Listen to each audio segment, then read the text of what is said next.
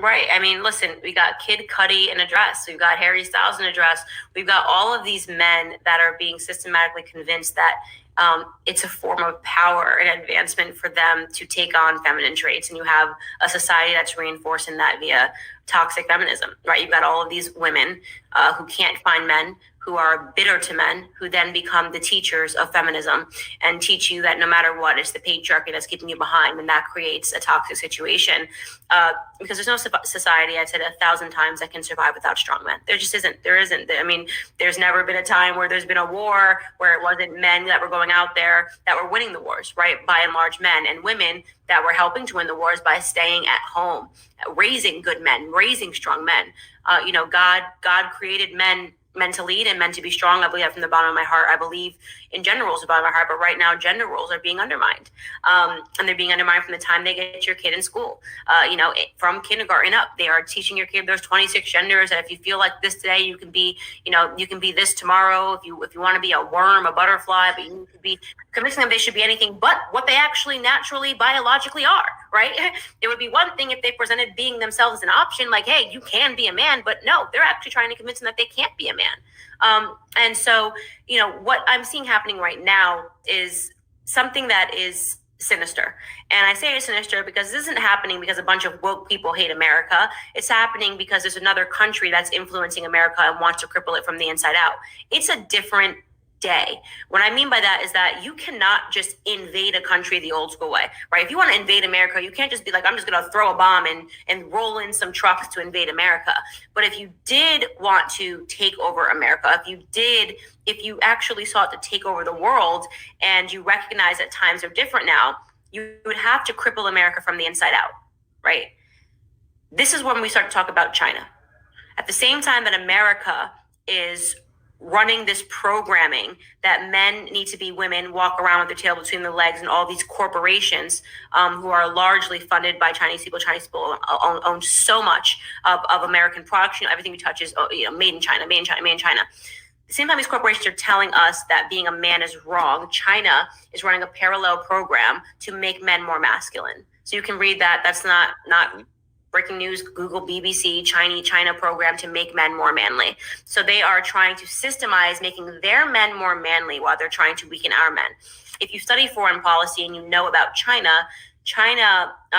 it has always been after the Belt and Road Initiative, which was that they wanted to turn the influence of people to the east as opposed to people looking for the world influence to the west, right? So this has always been their goal. They had a 100-year plan that was intercepted by the CIA many years ago, which they want to take over the world, plain and simple, right? And if you start to study China and see the way that China is moving, right, even recently at Anchorage, making Joe Biden's Secretary of State look like a fool. We had a blue-haired girl, right, sitting next to our Secretary of State, Anthony Blinken, and China was just talking to us, saying, well, basically, you're not a world power anymore, right? We're the big dogs now.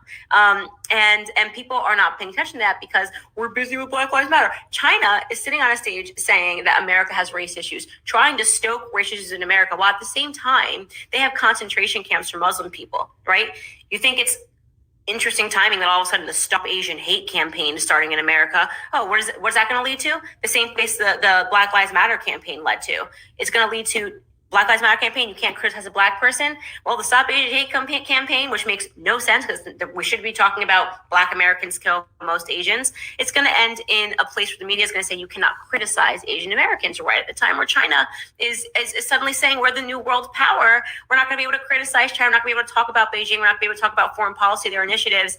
And they own Hollywood. China owns Hollywood. So all of the stuff that you're seeing is such a perfect ground for China to take over the world, which is what has always been their plan. So I pay attention to that stuff. Well, I can't even focus myself on trying to understand why this little guy wants to loot, because America right now is about to no longer be America. We have a president, Beijing Biden, who loves China. And a small handful of white men are pulling the puppet strings right now. Like every average white man isn't in extreme power. However, they do get power over Black men by way of the racial hierarchy of this system, something that Black men have never challenged. So they try to establish their superiority by doing what? and win. That's why I'm talking about competition. If you look at the definition of compete, I like words and what they actually mean. So you have either you win something, so you're either going to win a position along with them and you're going to have shared power, or you're going to establish yourself as superior over them. So based on the definition of competition, it's telling you you're either going to have to be equal, you're either going to get equal power, or you're going to be above them. And essentially that's the system that you're in. Black men don't share equal power as white men. They never try to. So therefore, white men have a power and superior position over them. It just is what it is. Fighting for integration isn't establishing or competing for shared power, because you're essentially begging the power structure to give you something rather than forcing its hand. And black men never done that. Even though they are supposed to be physically superior, they still have never done that. Integration means to bring two groups together with particular characteristics or needs. We already know that black men don't have the same needs as white men, therefore they should have never asked to integrate. And it says into equal participation in or members of a social group or a situation. Black men are not equally participating in even in the integration that they asked for. So we can simply go to the definition of these words. Now I understand that we have a certain understanding of what these words mean, but when you look at the actual definition of what they mean, then you'll actually understand that no, there's no equal. Black men are not equally participating. They're not, because they don't have anything built. They're not doing anything. They give up. Black men, in order to integrate, they had to give up actually the power that they had. They don't need to be white people governing white people. It's not the same as white people subjugating black people. It's not the same. I don't even know how you're bringing that up. Right. So when have black men challenged and competed with the system? When have they done that? Does voting allow black men to be in a position to where they can effectively compete? Told black men that if you vote, you can vote your way into shared power. Quote where the Constitution says if you can vote your way into shared power as a black man. Because the Constitution was actually written for white people, but continue.